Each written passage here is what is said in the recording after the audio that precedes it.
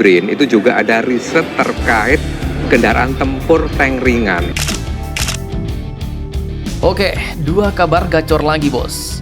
Yang pertama nanti ada kabar yang cukup manjos dari Senayan yang mungkin bakal menentukan masa depan riset dan teknologi Indonesia dalam beberapa tahun ke depan. Yaitu DPR RI baru-baru ini menyetujui anggaran BRIN, Badan Riset Indonesia, yang diusulkan oleh BRIN naik menjadi 14,9 triliun rupiah. Nah loh, lantas pertanyaannya, untuk apa sajakah itu anggaran sebesar itu? Bagaimana pendapat Mimin? Setelah ini kita ulas santai-santai bosku. Kemudian kabar kedua nanti datang dari PT PEL Indonesia yang ternyata kini lanjut pamer otot di Filipina bos. Berbagai produk pun dipamerkan. Nah, apakah itu? Apa yang diincar PT PEL lagi di Filipina? Penasaran beritanya?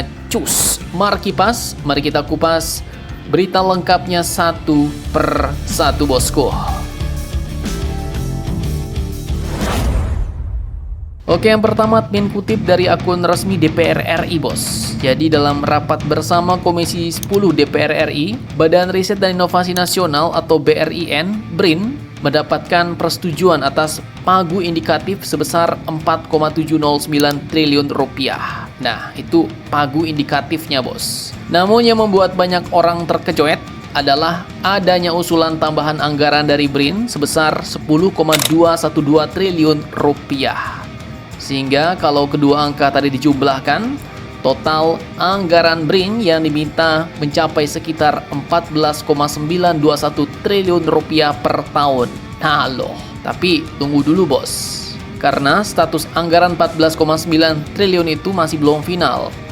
Persetujuan yang diberikan Komisi 10 DPR RI itu masih merupakan tahap awal. Pasalnya, setelah ini, usulan tersebut pun masih harus dibawa ke Badan Anggaran atau Banggar DPR RI untuk dibahas bersama pemerintah dan Kementerian Keuangan, masuk RAPBN, dan disahkan menjadi APBN kalau semuanya disetujui. Artinya ya, tambahan 10 triliun yang diusulkan itu belum otomatis cair bos. Bisa disetujui penuh, bisa disetujui sebagian, atau bahkan mengalami penyesuaian sesuai kondisi dompet negara. Jadi, jangan dulu membayangkan laboratorium canggih muncul besok pagi atau robot tempur patroli di depan rumah tetangga. Tapi, satu hal yang jelas nih bos, sinyal politik dari DPR ini pun cukup menarik.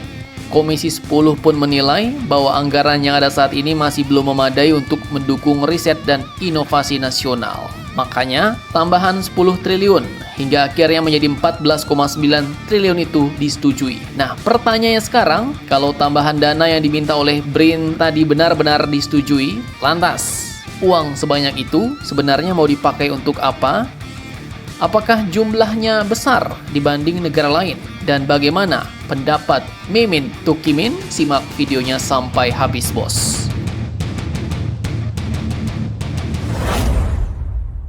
Oke, jadi menurut postingan berikut, ternyata tambahan anggaran tersebut direncanakan untuk beberapa sektor strategis, bos. Pertama, katanya untuk penguatan SDM iptek nih. Ya, ini mencakup peningkatan kualitas peneliti, pendidikan lanjutan, hingga pengembangan sumber daya manusia riset nasional. Ya, ini sebenarnya penting, bos, karena jumlah peneliti kita ini masih relatif sedikit dibanding negara maju. Kemudian yang kedua, untuk riset hayati, lingkungan, kesehatan, serta sosial ekonomi. Ini mulai dari pangan, kesehatan, perubahan iklim, hingga berbagai tantangan pembangunan nasional. Nah, mungkin ini bisa untuk vaksin, obat-obatan, ketahanan pangan, perubahan iklim, teknologi, dan perikanan. Kemudian yang ketiga yang paling menarik nih bagi para netizen barbar Indonesia, yaitu untuk pengembangan riset energi, manufaktur, dan teknologi nuklir. Nah, kalau admin rasa ini bisa mencakup baterai kendaraan listrik, kemudian teknologi hidrogen, reaktor nuklir modular, mesin industri, sampai chip alias semikonduktor. Ini semua sangat penting dan kalau berhasil ya dampaknya bisa sangat besar bagi industri nasional Indonesia.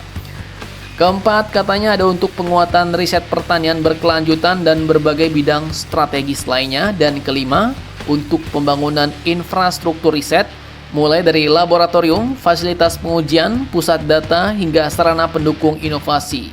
Nah, itu tadi 5 target utamanya. Lalu, apakah angka 14,9 triliun itu banyak, bos? Ya, untuk ukuran kita Indonesia, ini kayaknya angkanya besar banget nih. Namun kalau kalian bandingkan dengan negara-negara maju yang menghabiskan puluhan hingga ratusan miliar dolar per tahun hanya untuk R&D, penelitian dan pengembangan, angka ini sebenarnya masih tergolong moderat. Karena itu ya, ukuran keberhasilannya bukan pada besar kecilnya anggarannya yang diminta, bos, melainkan pada hasil akhirnya nanti, ya kan? Ya, kita sebagai user yang awam, ya kan, masyarakat awam pun berhak mengawasi dan bertanya, berapa patensi yang sudah jadi, berapa teknologi yang dipakai untuk industri nasional, berapa inovasi yang masuk ke sektor pertahanan, kemudian berapa produk impor yang berhasil digantikan oleh teknologi dalam negeri. Karena ya, jujur aja, kita ini user bukannya menunggu laporan setebal buku kamus, tapi kita maunya melihat hasil nyata, bos. Kalau 5 tahun ke depan Indonesia sudah memiliki radar buatan sendiri, drone yang lebih canggih, teknologi energi baru, bibit unggul, sistem kecerdasan buatan nasional, atau bahkan terobosan teknologi strategis lainnya, maka anggaran tadi bisa dianggap sebagai investasi yang sukses. Namun, jika hasil akhirnya hanya bertambahnya jumlah seminar, ya kan, rapat makin banyak, presentasi PowerPoint dengan kopi susu dan kue-kue risoles premium makin bejibun, maka jelas kritik masyarakat juga bakal semakin keras. Mantap, mantap, jos.